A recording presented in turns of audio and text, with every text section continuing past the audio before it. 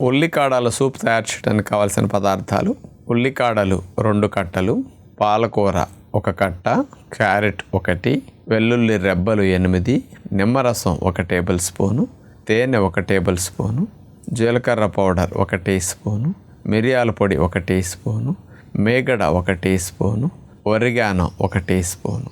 మనం తీసుకున్న ఉల్లికాడలు 2 కట్టల్ని చిన్న చిన్న ముక్కలుగా అట్లా కట్ చేసేయాలి. అలాగే పాలకూర కూడా చిన్న ముక్కలుగా అట్లా కట్ చేసుకుంటాం. క్యారెట్ తొక్క చెక్కేసి క్యారెట్ కూడా చిన్న చిన్న ముక్కలుగా అట్లా కట్ చేసుకుంటాం. ఒక చిన్న నాన్ స్టిక్ పాత్ర తీసుకుని అందులో మేగడ వేసేసి కాస్త వెల్లుల్లి రెబ్బలు 7-8 ఎక్కువ వేసాం. దాంట్లో క్యారెట్ ముక్కలు కూడా వేసేసి మేగడలో ఈ 2 వేగనిస్తాం. ఆ తర్వాత ఉల్లికాడ ముక్కలు అందులో వేసేసి ఆ మేగడలో కాస్త వేగనివ్వాలి.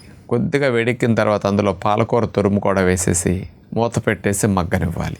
అలా మగ్గిన తర్వాత దాన్ని తీసి కొద్దిగా గోరువెచ్చగా చల్లారిన తర్వాత మిక్సీ జార్లో వేసేసి పేస్ట్లా చేసేస్తాం. ఈ తర్వాత మరొక చిన్న నాన్ స్టిక్ పాత్రలో కొద్దిగా మేగడ వేసేసి ఒరిగానో వేసేసి కొద్దిగా వేగిన తర్వాత అందులో ఈ ఉల్లికాడల పేస్ట్ని అందులో వేసేసి కాస్త నీళ్లు పోసేసి బాగా మరగనిస్తాం.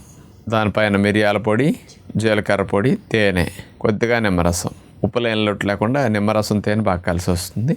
ఉల్లికాడల సూప్ సిద్ధమైంది.